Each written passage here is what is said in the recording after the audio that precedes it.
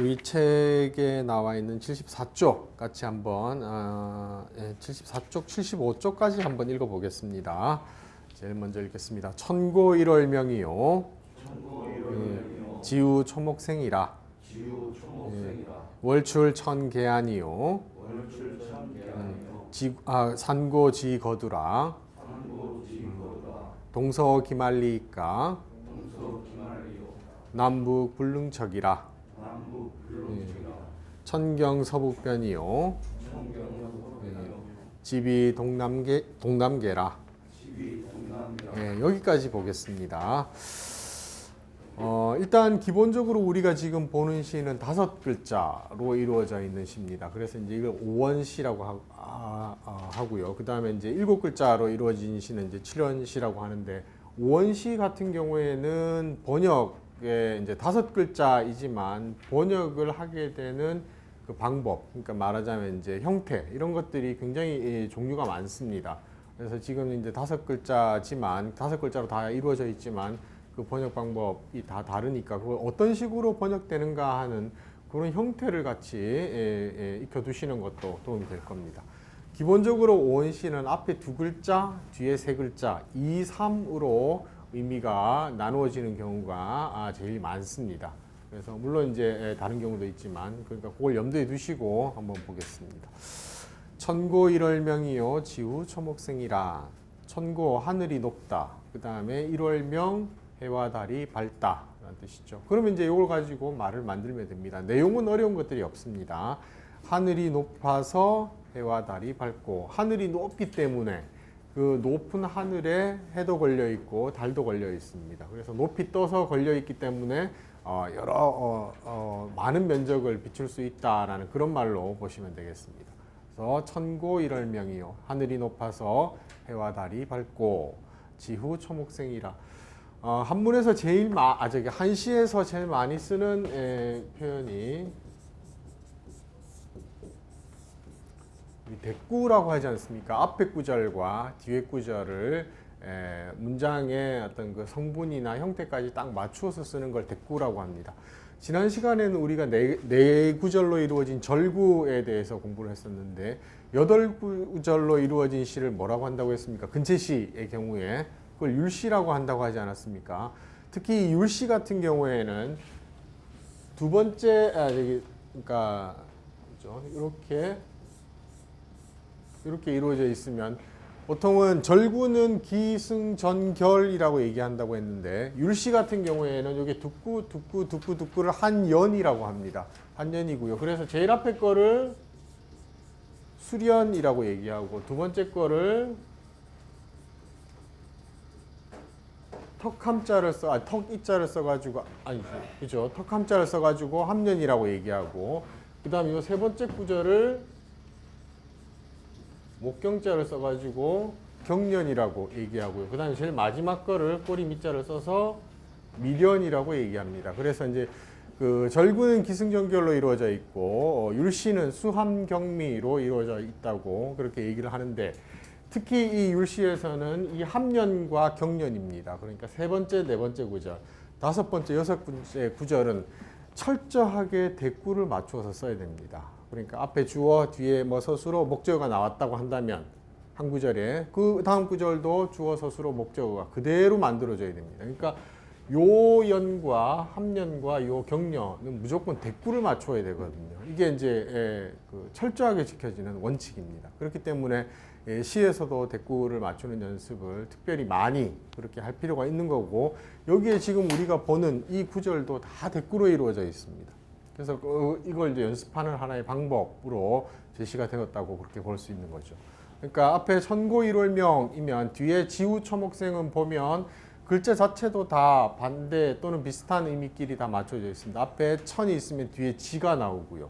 그 다음에 높을 고자와 두터울 후자, 그 다음에 일월, 그 다음에 초목, 그 다음에 명자가 밝다, 생자가 생겨난다. 다 문장 성분까지 똑같이 맞추어서 시를 그렇게 구성을 하고 있습니다. 이게 율시의 함연과 경련에서 반드시 대꾸로 이루어져야 한다는 원칙을 공부하기 위한 하나의 방법이라고 볼 수 있는 거죠. 그래서 지우 초목생이라 하면 땅이 두텁다라는 말이죠. 땅의 두께가 두꺼운 겁니다. 땅이 두터워서 그 두터운 땅의 어떤 그 영향을 받아서 초목생 풀과 나무가 자란다라는 말입니다. 뭐 내용은 어렵지 않지만 이게 대꾸를 맞추고 있고 기본적으로 번역은 두 글자, 세 글자로 그렇게 번역이 이루어지고 있는 가장 기본적인 형태의 글이라고 할 수 있겠습니다. 그 다음에 이거는 이제 전체 시가 아니기 때문에 운자나 이런 것들을 여기에서 찾을 수는 없습니다. 찾을 수는 없기 때문에 그건 염두에 두시면 되겠고요. 그 다음에 월출 천계한이요 산고 지 거두라 뭐 거두로다 해도 되겠고요. 월출하면 해가 나오다 라는 뜻이고 천계한하면 하늘이 개자는 열개자고 안자는 눈안자니까 하늘이 눈을 열었다. 하늘이 눈을 열었다라는 그런 뜻이 되죠. 그러면 이제 이게 하나의 구절에서 말이 돼야 되니까 달이 나온 것은 뭐 달이 떴다라고 하겠습니다. 달이 뜬 것은 그건 뭐하고 같으냐면 하늘이 눈을 뜬 것이요. 하늘이 눈을 연 것이요 라는 말입니다. 시에서는 비유도 굉장히 많이 쓰이지 않습니까? 그러니까 하늘에 해가 떠 있습니다. 그러니까 달이 떠 있죠. 달이 떠 있는 거는 꼭 뭐처럼 보이냐면 사람이 눈을 뜬 것과 마찬가지로 하늘이 눈을 뜬 것과 같은 그런 느낌을 갖게 된다라는 말이죠. 그러니까 월출이 두 글자지만 전체 주어가 되는 겁니다. 달이 나온 것은, 달이 뜬 것은 하늘이 눈을 뜬 것이요 하늘이 눈을 뜬 것과 같고 뭐 이렇게 번역할 수 있겠고요. 산고 지 거두라 하면 역시 똑같죠. 월과 산이 대비가 되고 있고 높다 그 다음에 나왔다 지 땅지자 천지가 대비가 되고 있고 맨 마지막에 눈한자와 머리 두자가 대꾸를 맞추고 있습니다. 그러니까 산이 높은 것은 지 거두라입니다. 땅이 머리를 들었다라는 말이죠. 그러니까 산이 높이 솟아 있는 것은 땅이 머리를 들어 올린 것과 같다라는 그런 의미를 가지고 있다고 보겠습니다. 밑에 거기 나와 있는 설명이나 이런 거에서는 이제 이 19절이 대체로 어디에서 나왔는데 출처를 가지고 있는 경우도 있고 또 출처를 찾기 힘든 경우도 많이 있거든요. 일단 그래서 여기서는 뭐 밑에 천고일월명은 거기 앞에 나와 있는 뭐 관누레 이런 시에서 나왔다라는 거 출처 같은 것들을 설명을 하고 있습니다. 그 다음에 동서기말리요 남북 불능척이라 합니다.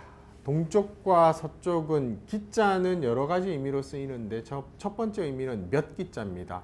이게 몇 개나 될까? 몇만 원이나 될까 할 때 그 몇이죠. 그러니까 동쪽과 서쪽은 몇 만리인가. 역시 몇이라는 게 약간의 이제 여기서는 의문의 의미를 가지고 있는 거죠. 그러니까 동쪽과 서쪽은 그 길이가 몇 만리인가, 몇 만리나 되는가라는 뜻이고요. 남북 불능척이라. 남쪽과 북쪽은 불능척, 불능할 수 없다라는 뜻이고요. 척자는 우리 뭐 길이를 재는 단위로도 뭐 한자라고 얘기도 하고 그 다음에 척자 자체가 서술어로 쓰이면 길이를 재다라는 그런 뜻으로도 쓰일 수가 있습니다. 불능척하면 길이를 잴 수가 없다라는 뜻이죠.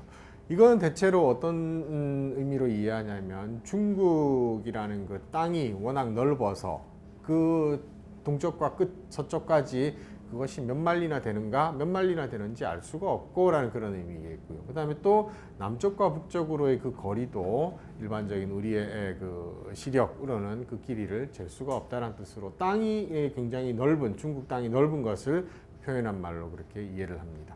그래서 동쪽과 서쪽은 몇 마일인가 남쪽과 북쪽은 불능척이라는 말이죠. 그러니까 앞에 월출 자체의 앞에 구절에서 월출 자체가 전체 주어가 되는 것처럼 여기서도 동쪽과 서쪽이 전체 주어가 되는 겁니다. 기본적으로 의미 구조는 두 글자, 세 글자로 이루어져 있다는 건 또 확인할 수가 있습니다. 그 다음 네 번째는 조금 다른데요. 천경 서북변이요 집이 동남계라 했습니다. 천자 하늘 천자고 경자는 기울 경자죠. 하늘은 기울었다, 기울어져 있다. 어디로 기울어져 있냐면 서북변으로 기울어져 있고 서쪽과 북쪽 변자는 가변자죠. 우리 뭐 변경이라고 할 때 서쪽과 북쪽 가로 기울어져 있고 라는 말이고요. 집이 동남계로다. 집이 하면 땅은 낮다라는 말인데 어떻게 낮느냐 하면 동남계 동쪽과 남쪽의 괴자도 사실은 경계해를 뜻하죠. 동쪽과 남쪽의 경계로 낮아져 있다라는 말입니다. 우리나라 지형 같은 경우에는 동고서저 형태지 않습니까? 동쪽이 높고 서쪽이 낮습니다. 그래서 다 강들이 모두 어디로 우리나라로 치면 서해로 물이 다 빠져나가는데 중국은 우리와 반대로 서고 동저의 지형을 가지고 있습니다. 서쪽은 높고 동쪽은 낮은 지형입니다. 그래서 우리 쪽에 서해로 또 물이 다 빠져나가게 되는 거죠. 이거는 대체로 중국의 지형을 표현한 말로 그렇게 이해를 합니다. 그래서 저기 하늘은 서북쪽 변방으로 기울어져 있고 이 서북쪽 변방으로 낮아져 있고 라는 말이죠. 다음에 땅은 동남쪽 경계로 낮다 해서 서고 동저 형태의 그 문장을 그 중국의 경계 땅의 형태를 나타내는 말로 이렇게 이해를 할 수 있습니다. 밑에 번역이 나와 있으니까 한번 쭉 읽어보시면 되겠고요. 자, 여기까지. 그러니까 이 마지막 문장은 천경, 하늘은 기울어져 있다 하고 그 다음에 서북변, 이 경자에 걸리는 형태입니다. 그래서 주어, 서술어, 목적어 또는 보어라는 형태로 이렇게 만들어져 있는 거죠. 이런 식으로도 문장이 이루어질 수 있다라는 거, 이것도 이제 그 하나의 형태로 기억을 해두고 계시면 좋겠습니다. 한 번 더 읽겠습니다. 천고일월명이요. 지우초목생이라. 월출천계안이요. 산고지거두라. 동서기말리요. 남북불능척이라. 천경서북변이요. 예, 집이 동남계라. 예. 그 다음 문장입니다. 출래이화백이요. 하지수엽청이라. 출양황국발이요. 동안백설내라. 예. 1월 천년경이요. 강산만고병이라. 동서 1월문이요. 남북 홍안노라. 예, 뭐 읽으면서 다 느꼈지만 앞에 하나의 어떤 그 구절이 있으면 뒤에 구절은 글자만 다르고 문장 구조는 다 똑같이 이루어져 있습니다. 출래 이화백 하지수엽청 출양황국발 동안백설래. 한편의 시는 아니지만 지금 배치를 어떻게 시켜놨냐면 저기 춘하 추동을 제일 앞에 배치를 하면서 그렇게 문장을 만들어 놓고 있습니다. 출래 이화백, 출래하면 봄이 왔다라는 뜻이고 이화백하면 백꽃이 되겠죠. 배나무에서 피어난 꽃이 하얗다라는 뜻입니다. 그래서 봄이 와서 백꽃이 하얗게 피었고 그 정도의 의미가 되겠고요. 그 다음에 하지 수엽청이라. 여름이 이르렀다. 하지는 우리 저기 24절기 중에 하나로도 쓰지만 여기서는 그런 의미는 아닙니다. 봄이 왔다니까 여름이 이르렀다라는 뜻이 됩니다. 여름이 이르니까, 여름이 되니까라는 말이겠죠. 수엽청이라. 나무의 이파리가 파랗다라는 뜻입니다. 그래서 여기서 앞에 나왔던 춘하가 대가 되고 그 다음에 레지가 대가 되고 이화와 수엽이 대가 되고 그 다음에 백과 청이 대비가 되고 있습니다. 여기서 백과 청은 또 색채의 대비를 통해서 어떤 이미지를 선명하게 나타내는 그런 역할도 한다고 그렇게 이해하면 되겠습니다. 그 다음에 역시 이제 가을에 해당하는 것, 출양 한국발이요, 동안 백설내라. 가을이 되어서 서늘해지니까 그게 출양입니다. 가을이 서늘하니까 황국발이요. 누런 국화죠. 황국입니다. 누런 국화가 발자는 꽃이 우리 발화하다라고 하니까 피었다라고 번역할 수 있습니다. 누런 국화가 피었고 동안 백설내라. 겨울이 차가워지니까 백설내라. 흰눈. 황국에 대비되는 역시 노란색과 흰색의 색채를 대비시키고 있습니다. 그래서 백설이 오도다. 흰눈이 온다. 흰눈이 내린도다. 그 정도의 의미라고 볼 수 있겠습니다. 모든 구절에서 다 대꾸를 쓰고 있다라는 걸 확인할 수 있고 그 다음에 5글자지만 그 5글자의 어떤 그 문장의 구성의 배치 이런 것들은 조금씩 다르다라고 그렇게 얘기할 수 있겠습니다.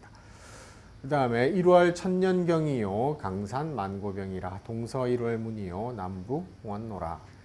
1월 해와 달입니다. 여러 가지 의미로 1월은 쓰이기도 합니다만 여기서는 해와 달입니다. 하늘에 떠 있는 해와 달은 천년경이요 천년 하면 뭐 아주 긴 세월, 긴 시간을 뜻하는 말로 쓰이죠. 천년의 거울이요라는 말입니다. 이 우주를 비추는 우주가 생성되어 온 뒤로부터의 그 오랜 시간 동안의 거울과 같은 것이고, 거울이라는 건 사실은 비춘다라는 뜻이지 않습니까? 비춰본다 또는 비춰준다라는 그런 뜻이니까 그 거울의 기능과 해와 달의 기능을 비유를 해서 그렇게 설명을 한 겁니다. 그러니까 해와 달은 오랜 천년이나 되는 오랜 세월의 거울이고, 강산 만고병이라, 강과 산입니다. 이거는 이제 지상에 존재하는 것들이죠. 강과 산은 만고의 병풍이다라는 말입니다. 만고하면 역시 한없는 세월, 오랜 세월을 뜻하는 말입니다. 위에 나오는 천년이나 거의 같은 의미로 있는 말이죠. 오랜 그 만년 동안의 세월 동안의 병풍이다. 병풍은 늘 우리 뭐 사람 뒤에 그 자체로 놓여 있지 않습니까? 그것과 마찬가지로 이 강과 산도 오랜 세월 이 인간 세상에 그렇게 병풍처럼 놓여 있는 물건들이다, 놓여 있는 존재들이다. 그렇게 비유를 한 걸로 보시면 되겠습니다. 그 다음에 동서일월문이요, 남부 홍안노라. 동쪽과 서쪽입니다. 동서는 일월문, 해와 달의 문이요. 문의 기능은 나오고 들어가고 하는 그 기능을 가지고 있지 않습니까? 그러니까 동쪽과 서쪽은 해와 달이 나왔다 들어갔다 하는 문이고 라는 그런 말입니다. 동에서 떠서 서로 치니까 역시 마찬가지로 해와 달이 드나드는 문이고, 남부 홍안노라. 남쪽과 북쪽은 홍안의 길이다. 홍안을 기러기라고 우리가 보통 얘기하지 않습니까? 근데 이제 대구의 관점에서 보자면 일월이라고 해서 해와 달이라고 분명히 나누어져 있는 것처럼 여기서의 홍안도 우리가 그냥 볼 때는 기러기처럼 보이지만 실제로는 이 홍자는 큰 기러기, 그 다음에 안자는 뭐 작은 기러기 뭐 이렇게 나누어질 수도 있습니다. 그래서 그 의미를 함축하고 있다, 그렇게 보시면 되겠죠. 남쪽과 북쪽은 기러기들의 길이다라는 말이죠. 그러니까 추울 때 남쪽으로 내려왔다가 다시 남쪽이 더워지면 북쪽으로 돌아가는, 서로가 이제 왔다 갔다 하는 그 철새들의 길처럼 그렇게 비유가 될 수 있다라는 그런 말로 보시면 되겠습니다. 예, 한 번 더 읽겠습니다. 출래 이화백이요. 하지 수엽청이라. 출양 황국 발이요. 동안 백설내라. 1월 천년경이요. 강산 만고병이라. 동서 1월문이요. 남북 홍안노라. 예, 그 다음 구절로 넘어가겠습니다. 춘수만 사택이요. 하운다 기봉이라. 추월양 명휘요. 동령수 고성이라. 1월 농중저요. 건곤 수상평이라. 백운 산상계요. 명월 수중주라. 월이 우주촉이요. 풍작 산하고라. 월이 무병선이요. 성작 절영주라. 예, 여기까지 보겠습니다.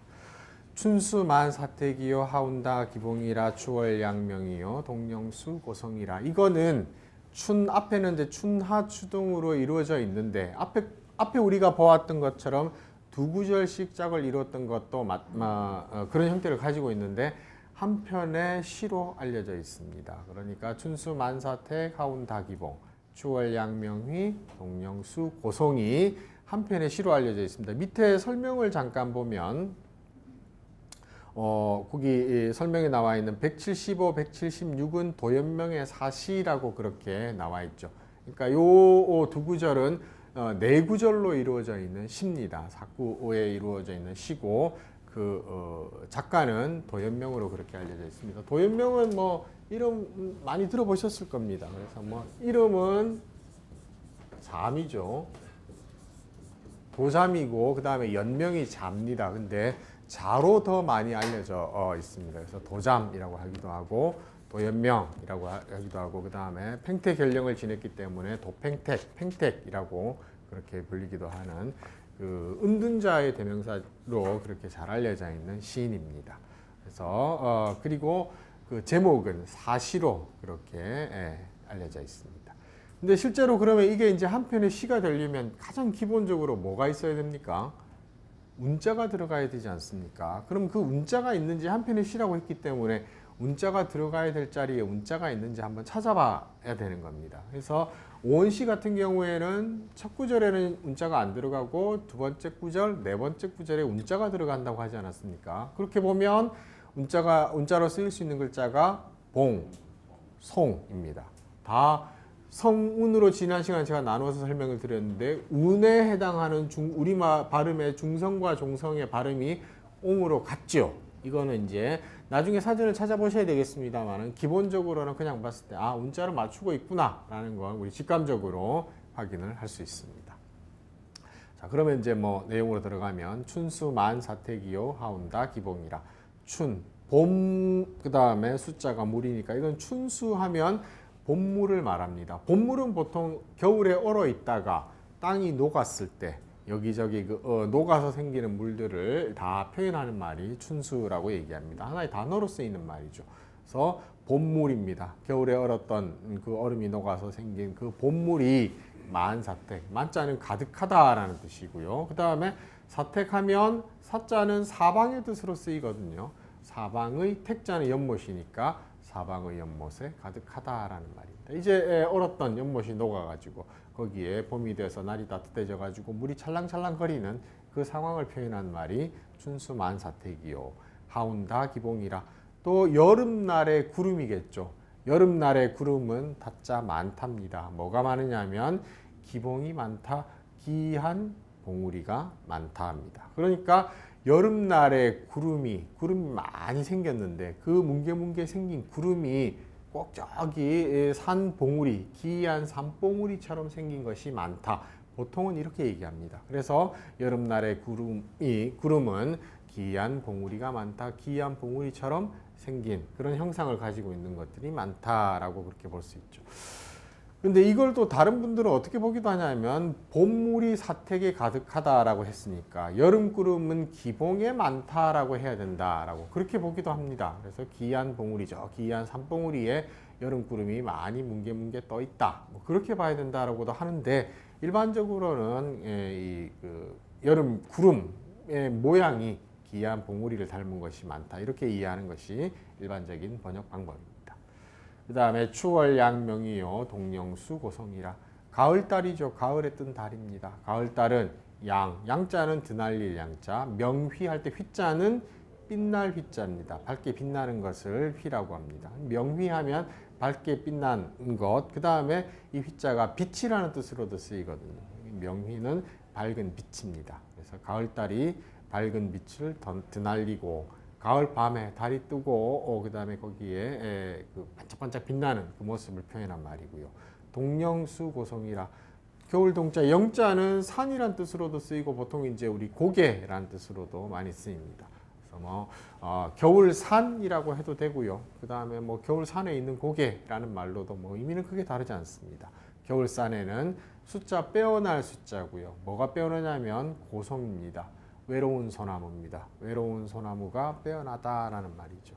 그래서 외로운 소나무는 뭐 여름 같은 경우에는 소나무뿐 아니라 다른 나무들도 다 파란색, 푸른색을 유지하고 그렇게 다 피어 있지만 소나무만은 겨울에도 그 푸르른 빛을 그대로 유지하고 있다라는 뭐 그런 뜻으로 이해하면 되겠습니다.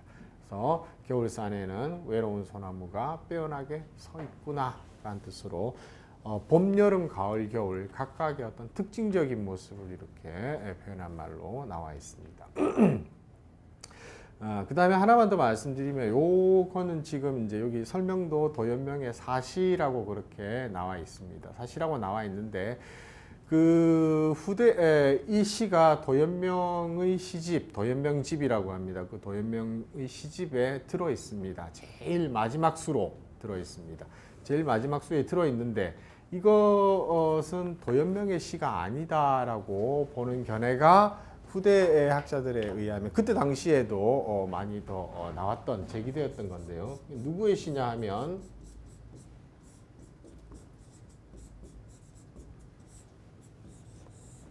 고개지의 시다라고 그렇게 보는 것이 일반적인 정설입니다. 그래서 도연명의 시집에 들어가 있기는 한데 그 도연명집을 편찬하는 사람이 잘못 도연명집에 넣어서 이게 도연명시로 알려졌고, 사실은 고개지도 마찬가지로 도연명도 그 진나라 때 사람이지 않습니까? 동진시대 사람이고 고개지도 동진시대 사람입니다. 시대도 거의 비슷한 시기에 살았던 사람이고, 고개지 같은 경우에도 시와 그림으로 또 이름이 많이 있었던 그런 사람이죠.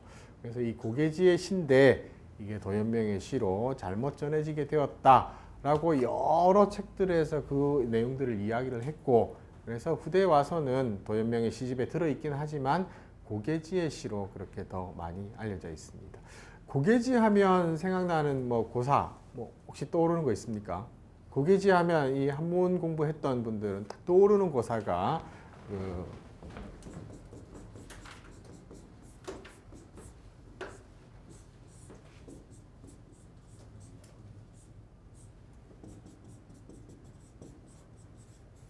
이 점입가경이라는 말 혹시 들어보셨습니까? 일상생활에서 많이 쓰는 말이지 않습니까? 이게 그 고개지의 고사에서 나온 말입니다.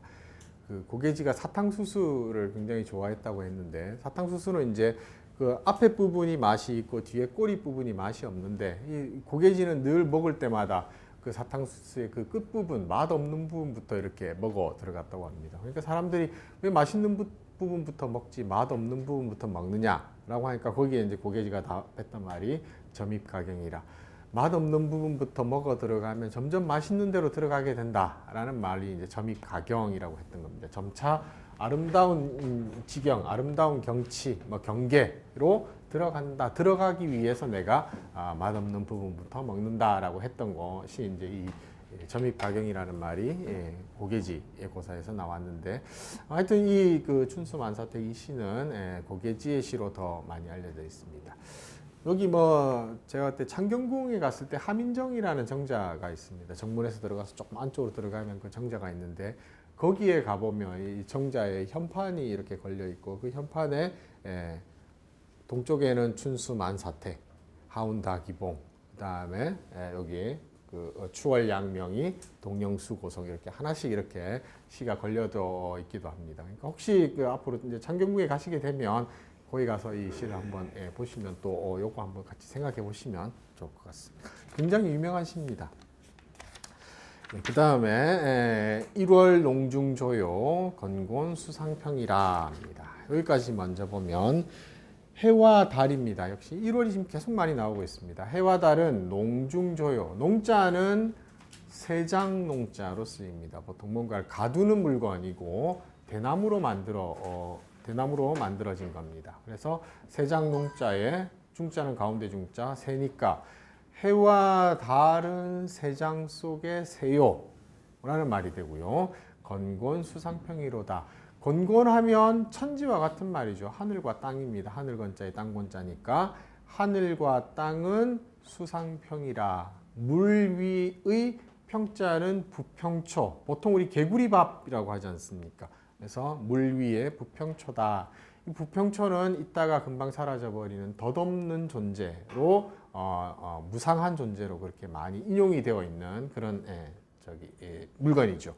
그래서 해와 달은 세장 속의 새요, 하늘과 땅은 물 위에 부평초다라는 그런 말로 보시면 되겠습니다. 그래서 이거는 어떤 의미겠습니까? 해와 달이라는 것도 저기 높이 떠 있어가지고 멋있는 존재 같지만 실제로는 늘 정해진 궤도만 왔다 갔다 하지 않습니까? 그러니까 어떤 한 곳에 같은 장소에 매여서 그냥 거기만 왔다 갔다 맴도는 존재라는 그런 뜻으로 이해가 될 수 있는 거고요.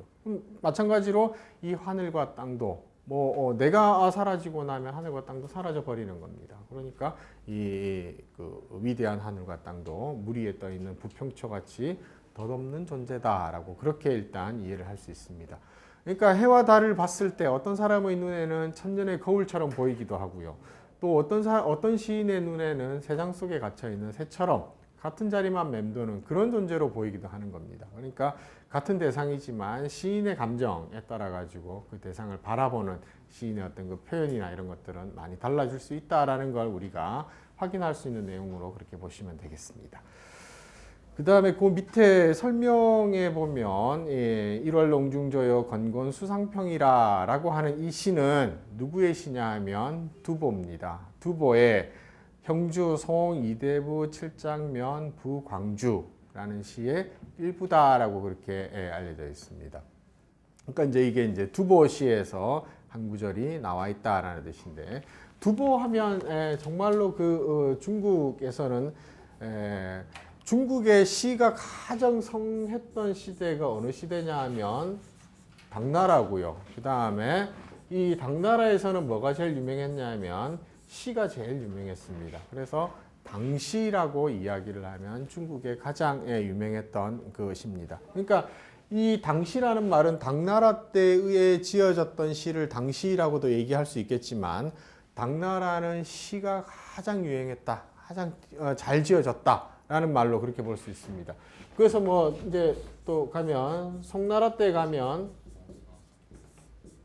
사라는 것도 거의 노래에 가까운 그 일종의 시의 한 형태입니다. 그래서 송나라 때 지어진 사라고도 할 수 있겠지만, 송나라 때는 사가 제일 유행했다라는 말로도 쓰입니다. 그러니까 당시 송사라는 말 많이 쓰는데, 특히 이 당나라 때의 시인 하면 누구와 누구를 들 수 있냐면 금방 여기 나왔던 두보하고, 또 생각나는 사람 한 명 있습니까? 이백이라는 두보하고,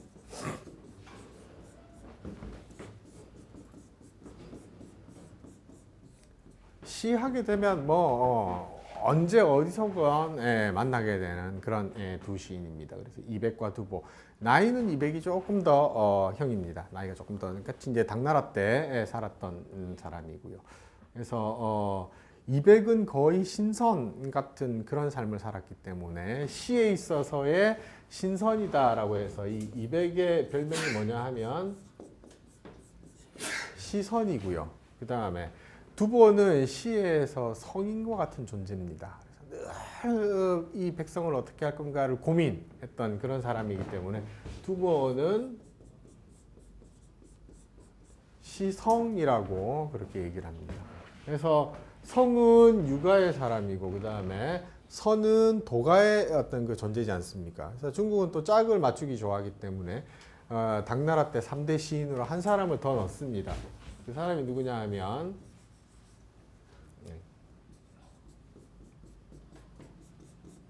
이건 지우겠습니다. 왕유라는 또 시인이 있습니다. 이 사람은 시에 있어서 부처 같은 존재다라고 해서 발음은 조금 잘 하셔야 됩니다. 시불이라고 그렇게 불입니다. 그래서 성, 선, 불 이렇게 나누어 가지고 이백과 두보와 왕유 이 세 사람을 나누어 가지고 그 중국의 당나라 때 가장 유명했던 시인으로 그렇게 보통 부릅니다. 그다음에 뭐 특히 뭐 두보나 이백 같은 시는 우리나라에서도 뭐 어마어마하게 읽혔고, 두보 하면 우리 국어 시간에도 두시연애라고 하지 않았습니까? 두보의 시를 두시라고 얘기했거든요. 이 두시를 가져와 가지고 전체 시를 우리말로 풀어 가지고 그걸 또 학습하는데 활용하기도 했던 만큼 유명한 시인으로 그렇게 알려져 있습니다. 두보도 마찬가지고 이백도 마찬가지입니다만, 이때 그는 당나라 어느 왕 때냐면 현종 때 살았던 사람입니다. 당나라 현종하면 제일 먼저 생각나는 게 뭐 정치를 잘했던 그 시기도 있기는 했었습니다만은, 자기 부인이 죽고 나서부터 그 이 현종의 그 밑에 있었던 그 환관이 있습니다. 환관의 이름치고는 조금 강하긴 한데요. 고력사라는 이 환관이 있었습니다. 이 환관이 현종에게 어떤 여인을 추천했냐면 우리가 잘 알고 있는 양귀비라는 그 여인을 추천을 합니다. 귀비는 이제 호칭이죠. 국녀의 호칭으로 그렇게 쓰인 말입니다. 양귀비를 추천을 해가지고, 원래 양귀비는 그 당나라 현종의 18번째 수왕이라고 하는데 그 아들의 비였습니다. 근데 이 고력사가 양귀비를 이제 현종이 늘 자기가 죽은 그 부인을 잊지 못해서 슬픔에 잠겨 있으니까 양귀비를 추천하는 겁니다. 그러니까 근데 이제 한번 보고 마음에 들었던 거죠. 그러니까 사실은 관계를 따지자면 며느리를 자기 그 처로 그렇게 첩으로 맞이한 그런 셈이 되는 겁니다. 그래서 이 양귀비가 그 현종 때 그 정치에 깊은 영향을 미치게 됩니다. 양귀비의 사촌 오빠가 누구냐면 성은 뭐 쓸 필요는 없는데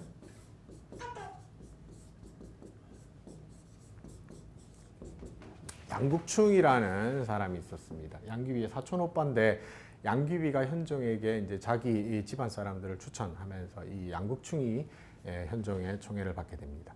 배가 기록에 따르면 배가 이만큼 막 나와가지고 살이 엄청 찐 배가 이만큼 나와 있는 그런 사람이었다고 합니다. 그래서 현종이 농담삼아 자네 그 큰 뱃속에 뭐가 들었느냐라고 물어보니까 임금님을 향한 저희 충성만이 가득합니다. 그만큼 말을 잘한 걸로 알려져 있습니다.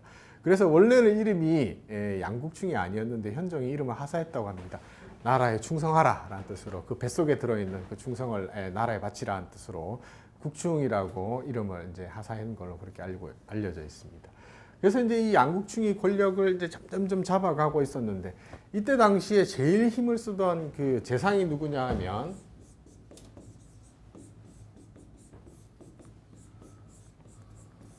이인보라는 재상이 실질적으로 권한을 가지고 있는 사람이었습니다. 이 이인보라는 사람은 그 혹시 그 입에는 꿀을 먹고 뱃속에 칼을 딱 품고 있다라는 그 고사 혹시 사자성어로 생각나시는 거 있습니까? 구밀복검이라고 하지 않습니까? 그 구밀복검의 고사가 누구에서 나왔냐면 이인보라는 사람에게서 나왔습니다. 재상을 지내면서 권력을 가지고 있으면서 모든 사람한테 잘 이렇게 해주는 것 같지만 뱃속에는 칼을 품고 있어가지고 자기가 마음에 들지 않는 사람이 있으면 늘 그 사람을 차단해버리는 걸로 그렇게 힘을 썼던 거죠. 그래서 양국충이 그 권력을 잡아가고 있었지만 이인보가 있을 당시에는 그렇게 크게 권력을 부리지를 못합니다. 부리지를 못하고 그런데 이인보는 또 이 양국충이라는 존재를 의식하지 않을 수가 없었거든요. 그래서 자기의 어떤 그 힘을 조금 유지할 수 있는 그 안전장치를 마련하기 위해서 어떤 사람을 등용하냐면 그게 그 유명한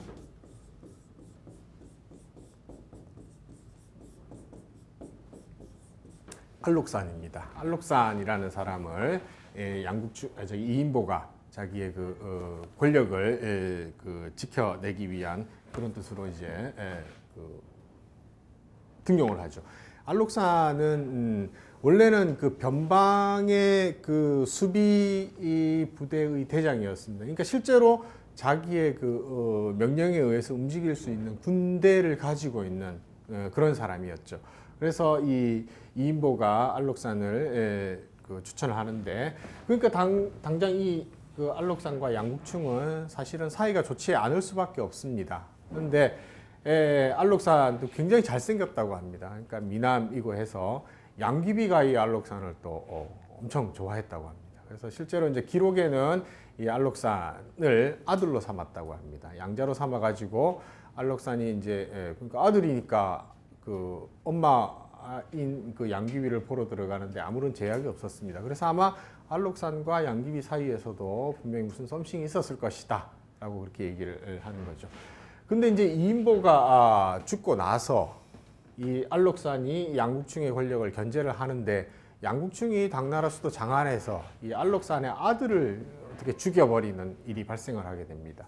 그래서 그 사건이 일어나니까 이 알록산이 늘 양국충이 눈에 가시 같았는데 이제 그걸 빌미로 해가지고 난리를 일으키게 됩니다. 그게 당나라 현종 때 일어났던 우리 그 유명한 알록산의 난입니다. 이 알록산의 난이 일어나게 돼서 이 알록산이 양국충을 처단을 하고 그 다음에 현종도 양귀비 데리고 피난을 갈 수밖에 없었고 결국은 이제 피난을 가다가 양귀비는 그 마회역이라는 데서 신하들의 권유에 의해서 자살을 하게 됩니다. 결국은 이제 양귀비는 자살을 했지만 살해를 당하는 걸로 그렇게 얘기할 수 있고 알록산도 나중에는 이제 다시 그 부하에서 피살이 되고 그 다음에 또 뒤에 사사명이라는 사람이 알록산의 뒤를 이어가지고 다시 당나라의 난리를 이어가게 되는 겁니다. 그래서 이 알록산의 난 이 자체가 번성했던 그 당나라를 쇠퇴의 길로 이렇게 이끌어가게 되는 첫 번째 조짐으로 그렇게 이야기를 합니다. 그래서 알록산의 난이라고 하기도 하고, 그 다음에 뒤에 사사명이라는 사람이 다시 알록산을 이어서 반란을 계속 이어갔기 때문에 이 두 개를 합해가지고 안사의 난이다라고 그렇게 얘기를 하기도 합니다. 그런데 제가 왜 이렇게 장황하게 말씀드렸냐면, 두보의 삶과 이백의 삶에서 이 알록산, 안사의 난은 굉장히 중요한 역할을 하게 됩니다. 그러니까 그때까지는 벼슬에 나가서 뭔가 좀 해보려는 마음을 가지고 있었지만, 두보는 이 난리가 일어나면서부터는 늘 인생의 후반부는 그냥 피난과 피난의 연속이었던 겁니다. 피난의 삶을 살았고, 그 피난하는 과정에서 바라보았던 그 백성들의 어떤 그 모습을 시에 잘 드러내고 있습니다. 그래서 아픈 모습 이런 것들을 정말 자신의 아픔처럼 시로 표현하고 있고요. 그래서 그 두보의 그 시를 뭐라고 얘기하냐면, 평을 하면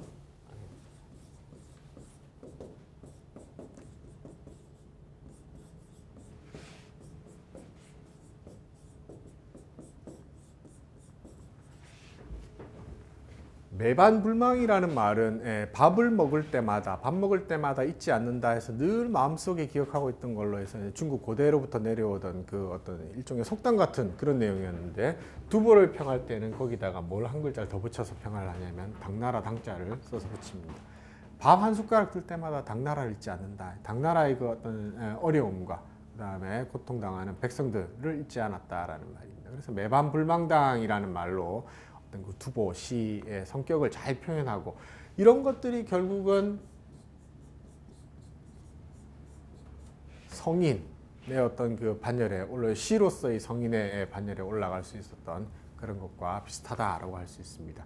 그래서 보통 우리 왜 음악의 성인하면, 악성하면 누구를 얘기합니까?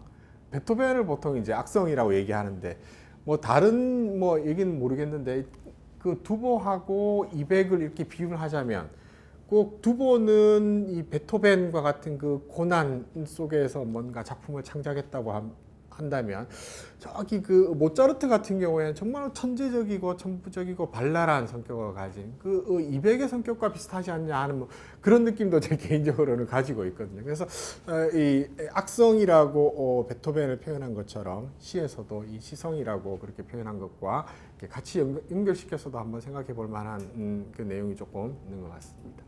어쨌든 이 두보는 이런 그 삶을 살면서 그 시에서 매반불망당이라는 평을 받을 만큼 시를 통해서 백성들의 고통 이런 것들을 잘 표현했기 때문에 전 세계적으로도 한시 하면 늘 두보와 이백이 이렇게 쌍벽을 이룹니다.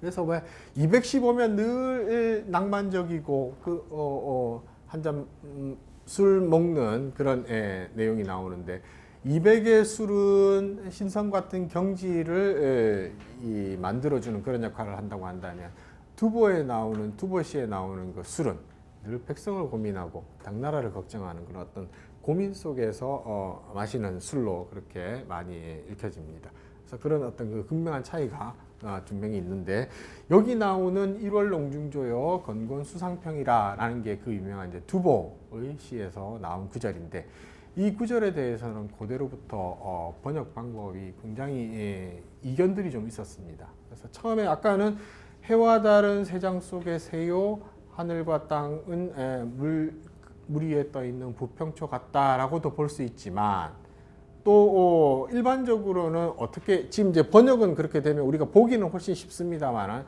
실제 두보시에서는 이 문장을 가지고 논란이 많았는데, 거기서는 어떻게 보냐면 1월 자체는 천지라는 뜻도 가지고 있습니다. 하늘과 땅이라는 뜻도 가지고 있거든요. 사전적 의미로. 그래서 그런 의미를 담고 있다라는 말입니다. 그래서 두보가 늘 외로움 속에서 살아갔던 자신의 신세를 한탄하는 말. 지금 이 시의 제목이 누굽니까?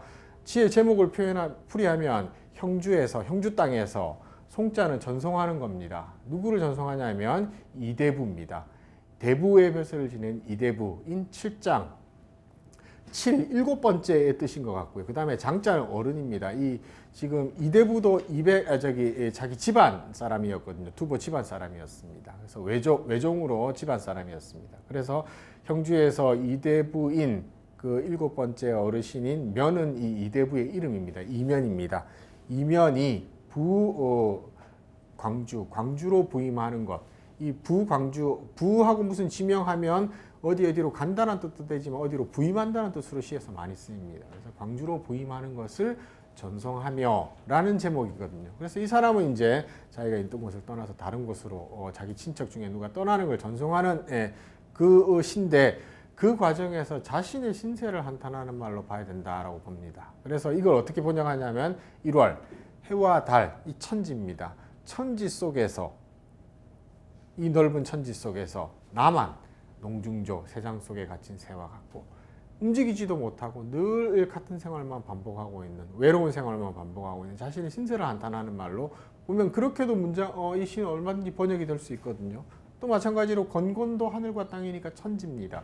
이 넓은 천지 속에서 나만 수상평 물 위에 떠 있는 이 덧없는 존재인 부평초와 같구나 라고 보아야 된다라는 설도 있습니다. 번역은 제가 두 번째 말씀드린 번역이 훨씬 더 사람들한테 많은 호응을 받고 있습니다.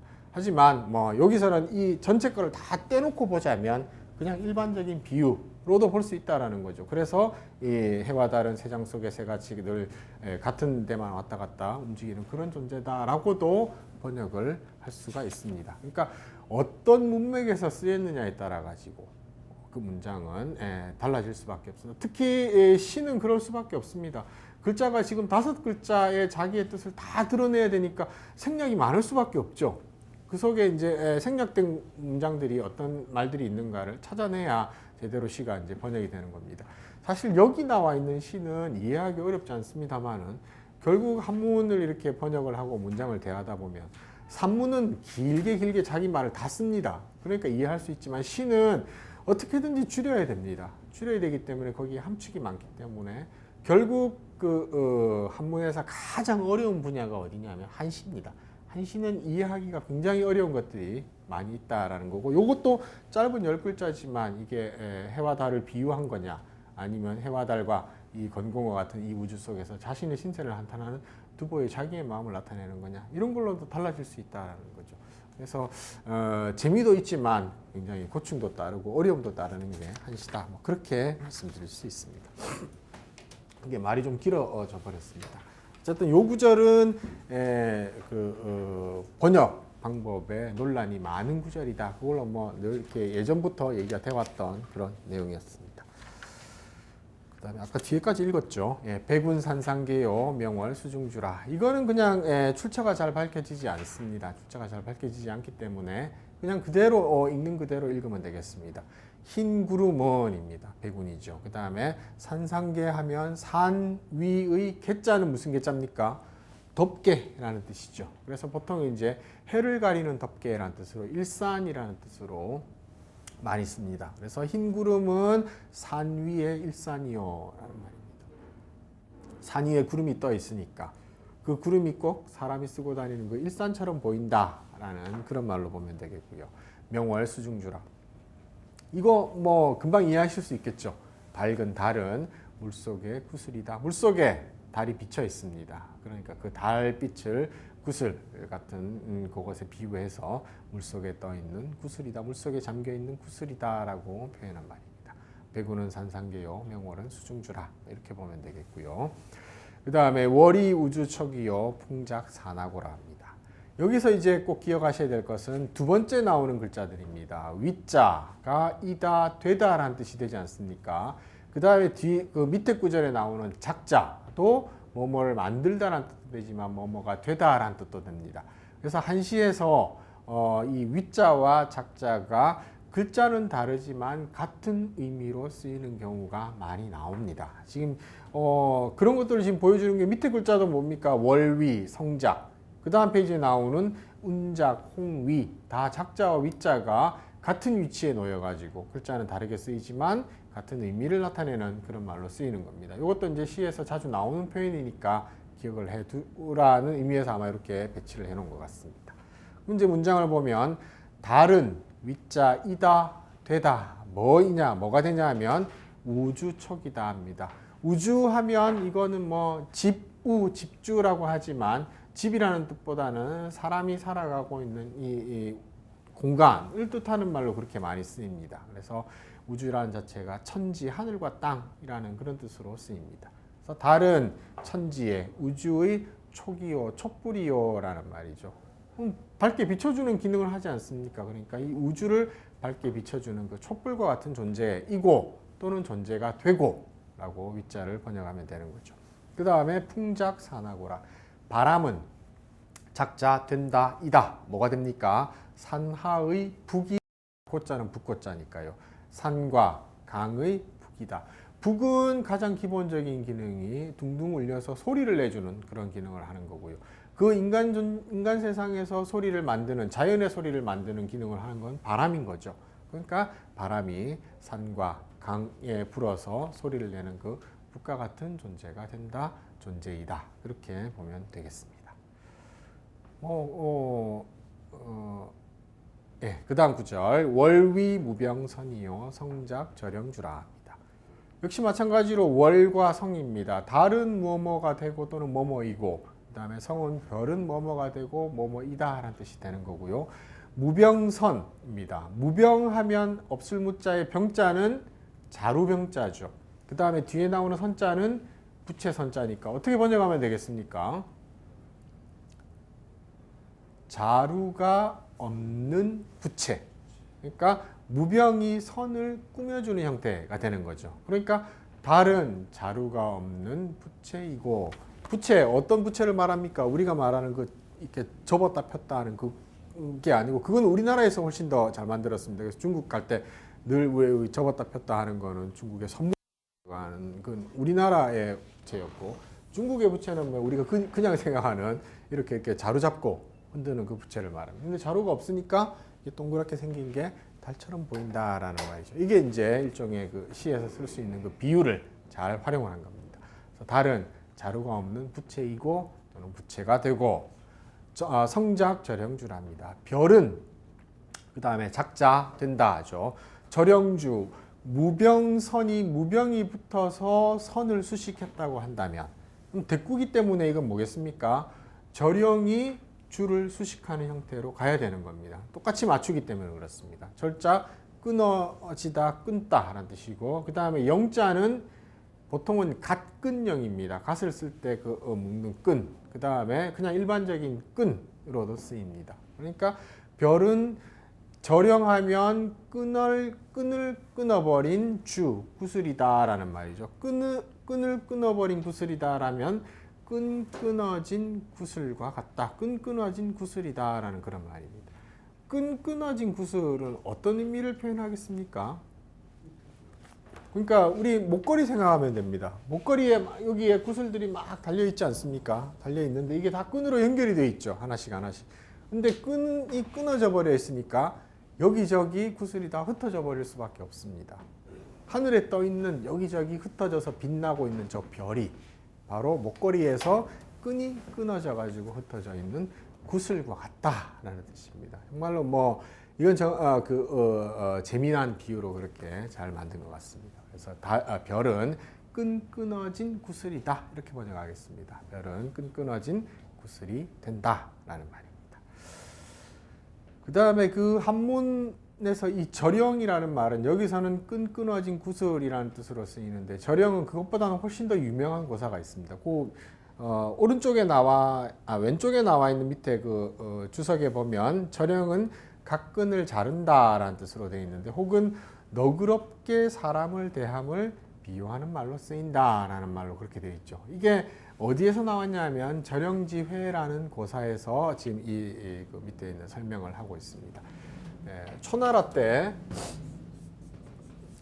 춘추시대 초나라 때 나중에 패자가 되기도 하는데 장왕이라는 왕이 있었죠. 초장왕이라고 해서 나중에 권력을 제후를 한번 제패를 하게 됩니다. 이 장왕이라는 사람이 있었는데 늘 그때 당시에는 춘추 전국 시대는 전쟁이 일상적인 그 시대였습니다. 그래서 이 장왕이 전쟁에 나갔다가 이기고 돌아와가지고 신하들하고 밤늦게까지 촛불을 밝혀놓고 술을 먹으면서 잔치를 벌이는 게 늘 있던 일이었습니다. 또 언제도 이제 전쟁에 한번 나갔다가 와가지고 이기고 와가지고 밤에 촛불을 켜놓고 술을 마시고 있는데 갑자기 바람이 확 불어가지고 촛불이 싹 다 꺼져버렸다고 합니다.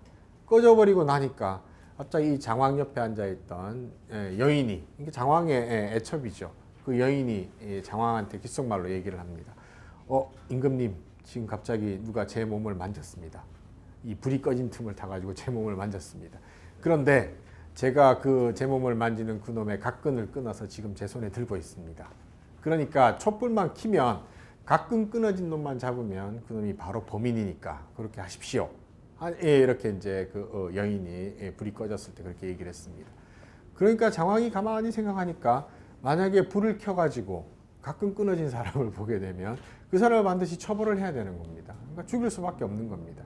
그런데 자기 따라서 전쟁터를 이렇게 따라다니면서 늘 전쟁에 힘을 썼던 이 장군 하나를 죽이는 거는 좀 오늘 다행히 여성분이 아무도 안 계셔가지고 기껏 여자 하나 때문에 내가 이 장군을 죽일 수 없다 이렇게 마음을 먹은 거죠. 그래서 촛불을 켜기 전에 모든 그 장군들한테 다 명령합니다. 지금부터 모두 각끈을 끊어라. 내가 만약에 일어나가지고 촛불을 켜고 나서 각끈을 끊지 않고 있는 사람이 있으면 오늘의 잔치가 즐겁지 않다고 여기는 걸로 내가 이해를 해가지고 처벌을 하겠다라고 그렇게 얘기해서 각끈을 끊게 만들고 그 다음에 촛불을 켜게 만들었습니다. 그래서 범인을 잡지 않고 살려줬다라는 그 고사가 바로 절영지회입니다. 각끈을 끊고 났을 때의 연회라고 해서 그게 이제 사람을 너그럽게 대해주는 그것의 이제 고사가 된 겁니다. 그리고 이 일이 있고 난 뒤에 초나라 장왕도 사실은 그러니까 결국 이제 누구가 범인인지 모르는 거죠. 모르는 상태로 이제 넘어갔다가 어느 전쟁에 나가가지고 계속 좀 이렇게 전쟁의 패전의 위기에 처했는데 그때마다 자기가 눈여겨보지도 않았는데 어떤 장군 하나가 나타나가지고 이 초나라 장왕을 앞에서 목숨 걸고 지켜주는 겁니다. 우리는 그게 누군지 대충 이해가 됩니다. 이제 그런데 초나라 장왕은 그걸 몰랐던 거죠. 그래서 내가 자네한테 그렇게 눈여겨 보여 남다른 은혜를 베푼 적도 없는데 무엇 때문에 나를 이렇게 목숨 걸고 지키느냐 하니까 제가 예전에 끊어졌던 그 장군입니다. 그때 저를 살려주신 그 은혜 때문에 제가 그걸 갚기 위해서 이렇게 하고 있습니다. 라고 했던 고사가 그 한나라의 유향의 설원이라는 그 책에 나옵니다. 그래서 그 절영지회 하면 아마 뭐 고사성어나 이런 거 하면 이게 또 워낙 유명한 일이니까 그때도 한번 읽으셨던 기억이 있을 거라고 그렇게 생각이 듭니다. 그 밑에 옆에 이제 설명이 나와 있어서 조금 보충해서 설명해 드린다는 의미에서 말씀을 드렸습니다. 여기까지 다시 돌아가서 한 번 더 읽고 뒤로 넘어가겠습니다. 춘수만사택이요. 하운다 기봉이라. 추월양 명휘요. 동령수 고송이라. 1월 농중저요. 건건 수상평이라. 백운 산상계요. 명월 수중주라.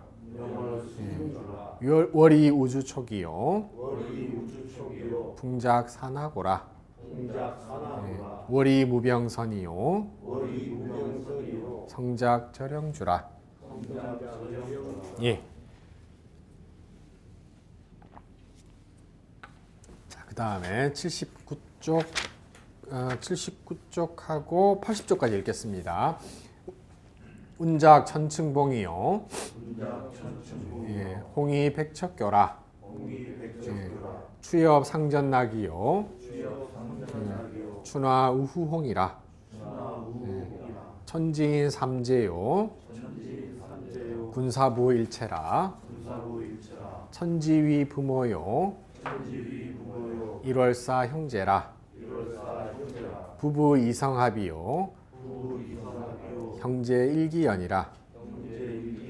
부자자 당요요. 경우제역공이라. 읽으면서 뒤에 부분 이게 실까? 군사부 일체가 과연 실까? 5글자로 되어 있지만 그런 느낌을 갖기도 합니다. 운작 천층봉이요. 홍이 백척교라. 이건 앞에 나왔던 것과 똑같은 형태죠. 구름은 뭐뭐가 된답니다. 뭐가 됩니까? 천층의 봉우리가 되고. 구름이 저기 천겹으로 이렇게 막 쌓여 있는 게 그 천층으로 이루어진 그 산봉우리와 같고라는 말이고요. 홍이 백척교라. 홍자는 무슨 홍자입니까? 무지개 홍자입니다. 무지개는 백척의 다리가 된다라는 말입니다. 이렇게 걸려 있는 것처럼 이렇게 다리처럼 보이지 않습니까? 그래서 왜 우리 다리가 이렇게 아치형으로 생긴 다리를 뭐라고 얘기합니까? 이게 한문식으로 표현하면 홍교라고 얘기합니다. 무지개 홍자에 다리교자를 써가지고 홍교라고 얘기해서 무지개 다리라고 그렇게 표현을 하는 말도 단어로도 그렇게 쓰이는 말입니다. 이거 역시 이제 그 작자와 위자가 같이 쓰여가지고 된다라는 뜻으로 쓰인 표현이고요. 그다음에 추엽 상전낙이요 춘화 우홍이라. 추엽 가을날의 나뭇잎입니다. 가을날의 나뭇잎은 상전낙입니다. 상자 서리 상자. 그다음에 전자 앞전자니까 서리 앞에서 낙 떨어진다. 서리 앞이라는 말은 뭐겠습니까? 서리가 내리기 전이라는 말이겠죠. 그러니까 가을날 나뭇잎은 서리가 내리기 전에 낙 떨어지고 이게 이제 낙엽이 되고라는 말이겠고요. 춘화 우홍이라. 봄날에 핀 꽃입니다. 봄날에 피는 꽃은 우후홍이라. 비가 온 뒤에 홍 붉어진다. 원래도 붉은데 그 빗물을 머금어 가지고 훨씬 더 붉게 빛난다라는 그런 말로 볼 수 있겠습니다. 역시 마찬가지 여기서도 춘과 추가 대비가 되어서 대꾸를 만들고 있고 다른 구절들도 문장의 구성은 다 똑같이 그렇게 이루어져 있습니다. 자, 그 다음부터는 사실은 시라고 하기는 어렵습니다. 이거는 시라고 하기 어려운 게 아니라 시가 아닙니다. 그런데 이렇게 이제 5구절이 나오면서 뭐 인륜에 관련된 내용들을 어린이들한테 가르쳐 주기 위해서 아마 만들어낸 걸로 그렇게 이해가 됩니다. 그러니까 천지인 삼재요. 하늘과 땅과 사람은 세 가지의 재료다라는 그런 말입니다. 보통 우리서 삼재라고 하면 천지인을 뜻하는 말인데요.